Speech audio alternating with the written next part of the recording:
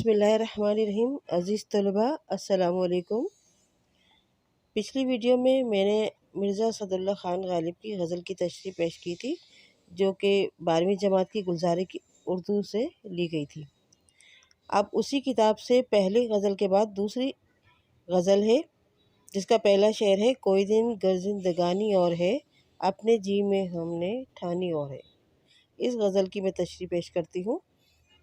یہ مرزا اسد اللہ غالب کی لکھی ہوئی غزل ہے۔ اس میں سب سے پہلے میں پیش کرتی ہوں حوالہ۔ یہ شعر 12ویں جماعت کی اردو کی کتاب گلزار اردو سے لی گئی ہے۔ اس کے شاعر مرزا اسد اللہ غالب ہیں۔ تعریف شاعر: غالب کو اردو کا پہلا فلسفی شاعر کہا جاتا ہے۔ غالب کو یہ اعزاز حاصل ہے کہ ان کے دیوان کو ہندوستان کی الہامی کتاب تسلیم کیا گیا۔ مرزا غالب 1797 میں پیدا ہوئے اور ان کا انتقال 1869 میں ہوا۔ ان کا پورا نام مرزا اسد اللہ غالب ہے، جس میں غالب ان کا تخلص ہے۔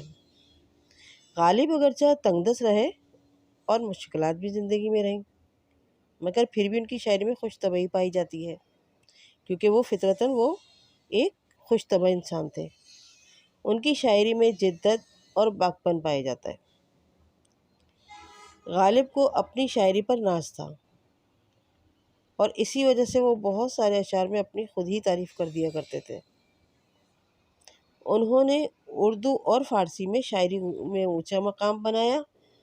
دیوان غالب اور خطوط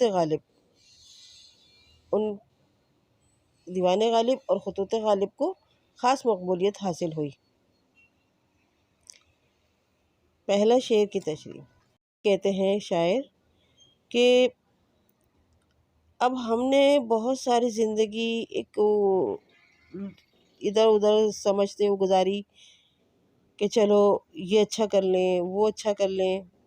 ایک آسان لفظوں میں آپ یہ کہہ سکتے ہیں کہ اس پہلے مصرعے میں وہ یہ کہہ رہے ہیں: کوئی دن گر زندگانی اور ہے، یعنی ہم نے کوئی دن گزارے ایسے کہ جسے سب کو پسند آ جائے اور مناسب طریقے سے طور طریقے سے گزارے، لیکن بھائی اب تھک گئے۔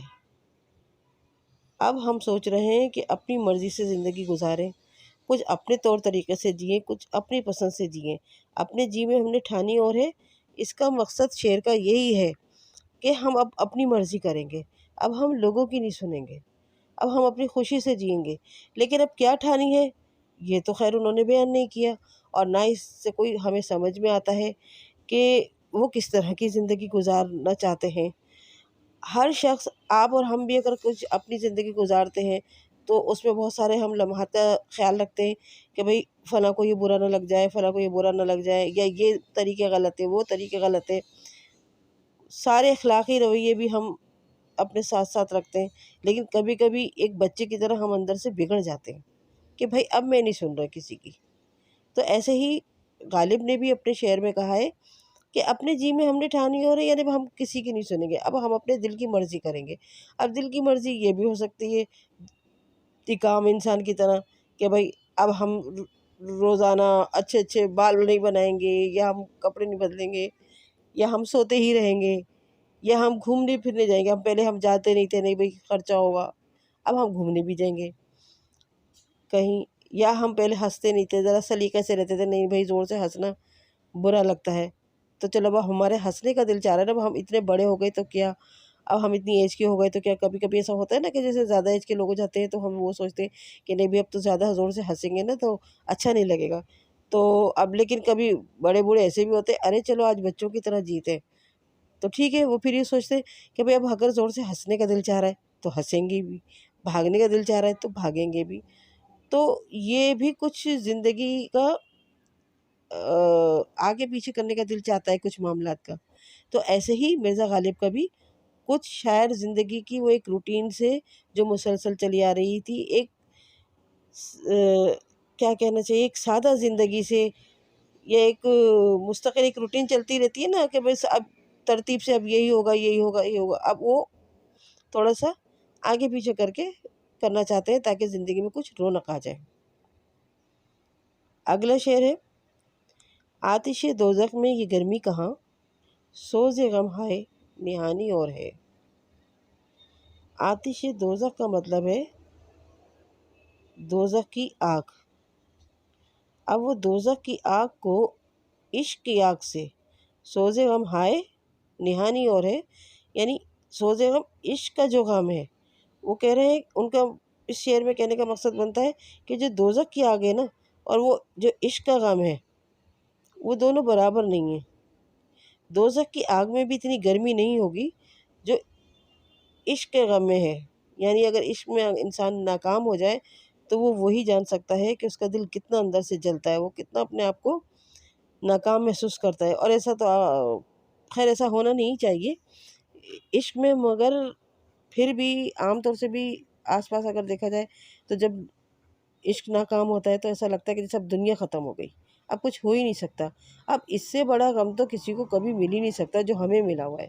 تو ایسے ہی غالب نے سوچا کہ اتنی آگ تو دوزخ میں بھی نہیں ہوگی، یا اتنی پریشانی تو دوزخ میں بھی نہیں ہوگی جو میرے غم عشق میں چھپی ہوئی ہے، اور جو میں اس کو محسوس کر رہا ہوں، میں مصیبت زدہ ہو گیا، پریشان ہو گیا، میرے دکھی دل، میرے صدمے کو کوئی سمجھ نہیں سکتا، اتنا غم چھپا ہوا ہے، سوز غم ہائے نہانی اور ہے، اتنا غم میرا عشق میں چھپا ہوا ہے۔ اگلا شعر ہے، بارہا دیکھیں ہیں ان کی رنجشیں، بارہا دیکھی ہیں ان کی رنجشیں، پر کچھ اب کے سرگرانی اور ہے، بارہا دیکھی ہیں ان کی رنجشیں، پر کچھ اب کے سرگرانی اور ہے۔ اس شعر میں شاعر اپنے محبوب کی ناراضگی کا اظہار کرتے ہیں، اور وہ بتاتے ہیں ناراضگی تو چلتی رہتی ہے، اور کبھی کم ہوتی ہے، کبھی زیادہ ہوتی ہے، اور ایسا بھی ہوتا ہے کہ ہم جلدی بھی منا لیتے ہیں، چلو کبھی تھوڑی سی دیر بھی لگتی ہے اور ہم سمجھ بھی جاتے ہیں بات کو، اور وہ فکر ختم بھی ہو بھی جاتی ہے۔ لیکن اب کے جو محبوب کی ناراضگی کی شدت ہے نا، وہ کچھ اور ہی بتاتی ہے۔ ایسا لگتا ہے کہ اب کی جو ناراضگی ہے ان کی ختم نہیں ہوگی، اب کے غالب کو فکر لگ گئی ہے کہ آخر ایسا کیا ہو گیا ہے کہ محبوب کی ناراضگی اتنی شدت پکڑ گئی ہے کہ اب وہ ختم ہونے کا نام ہی نہیں لے رہی ہے، اور اب کی ناراضگی ان کی سمجھ سے باہر ہے کہ ان کا محبوب آخر روٹھا کیوں ہے، اتنی عروج پر ان کی ناراضگی کیوں پہنچ گئی ہے۔ اب کے تو کچھ اور ہی معاملہ ہے جو سمجھ نہیں آ رہا، اور وہ اس معاملے کی تہ تک پہنچنے کی اور سوچ بچار کرنے کی کوشش کر رہے ہیں۔ دیکھے خط منہ دیکھتا ہے نا بر، دیکھے خط منہ دیکھتا ہے نا مئے بھر، کچھ تو پیغام زبانی اور ہے۔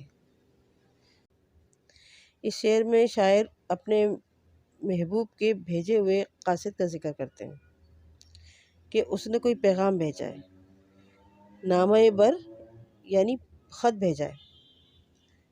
اب خط بھیجا ہے، اور خط بھیج کے جب وہ غالب پڑھ رہے ہیں تو وہ ان کا چہرہ بھی دیکھ رہا ہے کہ اب دیکھو ان کے تاثرات کیا ہیں، اور وہ ان کی تشویش ہو رہی ہے کہ یہ میری کیا تصویر بنا رہا ہوگا، اور میری تصویر بنا کر کیا پیش کرے گا، میرا کیا جائزہ لے رہا ہے، کیونکہ وہ جو محبوب نے قاصد بھیجا ہے وہ جائزہ لے رہا ہے کہ اب ان کو کیسا لگتا ہے۔ جب پچھلے شعر میں انہوں نے محبوب کی ناراضگی کا اظہار کیا کہ ان کی ناراضگی سمجھ میں نہیں آ رہی ہے کہ شدت اختیار کر گئی ہے، اب وہ پیغام بھیج رہا ہے، اب وہ اس پیغام میں جو بھی لکھا ہو، چاہے وہ اس نے وجہ بتائی ہو یا نہیں بتائی ہو، لیکن بہرحال ان کو تو تشویش یہ ہو رہی ہے کہ جو قاصد پیغام لے کر آیا ہے اور وہ میرا ظاہری جلوہ دیکھ رہا ہے کہ میں کیا محسوس کر رہا ہوں، تو اب پتہ نہیں محبوب کو کیا بیان کرے، ایسا نہ ہو کہ میں اس کے لیے پھر بھی اچھا ہی محسوس کر رہا ہوں اور ایک فکر محسوس کر رہا ہوں، اور وہ اس کو الٹ بیان کر دے، یا میں غم میں مبتلا ہوں اور وہ میری بے فکری بیان کر دے۔ تو غالب اپنے محبوب کے انتظار میں ہے کہ پتہ نہیں کیا محسوس کر رہا ہوگا۔ ہو چکی غالب بلائیں سب تمام، ایک مرگ نگہانی اور ہے۔ شاعر اپنی زندگی کا تمام تر نچوڑ اس شعر میں بیان کر دیتے ہیں کہ انہوں نے ساری اپنی تکلیفیں بیان کی، ساری پریشانیاں اٹھائیں، غم سہتے سہتے اب وہ تھک گئے ہیں۔ غالب نے اپنی زندگی میں پریشانیاں بھی اٹھائیں، تنگ دست بھی رہے، एक भी नाकाम देखे और वो सहते रहे, लेकिन ज़ाहिर इंसानी है, एक सहते सहते भी परेशान हो जाता है कि आखिर कब तक हम ऐसे ही हमारी ज़िंदगी रहेगी। और ऐसा लगता है एक के बाद एक गम मिलता ही जा रहा है, एक मसला हल होता है तो दूसरा मसला आ जाता है। और अब ऐसा लगता है कि सारे ही गम आ गए हैं, बस एक ही गम अभी थोड़ा सा दूर है, वो भी आ ही जाएगा। और आ जाए तो चलो ये भी किस्सा तमाम ही होगा, वो भी पूरी हो जाएगी हसरत। चलो भाई कुछ भी नहीं बचा, अब ख़त्म ज़िंदगी, और ज़िंदगी ख़त्म तो मसले ख़त्म, तो वो भी आ ही जाए, यानी मौत। एक मर्गे नगानी और है, यानी एक मौत ही तो आनी है। अब सब कुछ तो हो गया मेरे साथ, सारा जो भी मैं नहीं चाहता था कि मेरी नापसंद चीज़ें हो गई, या मेरे मामलात बुरे से बुरे होते चले गए, वो मैं संभालता गया, लेकिन अब एक मौत ही तो बची है, तो वो भी आ ही जाए। सारी बलाएं तो मैंने सह ली, अब एक मर्गे नगानी भी आ ही जाए, मौत भी आ ही जाए। खुदा हाफिज़ अज़ीज़ तलबा। कमेंट ज़रूर कीजिएगा और सब्सक्राइब ज़रूर कीजिएगा, ताकि मुझे समझ सकूं कि आपको तशरीह कैसी लग रही है और आपकी तैयारी कैसी हो रही है। और अल्लाह ताला आपको कामयाब करे, सब बच्चों को। आमीन।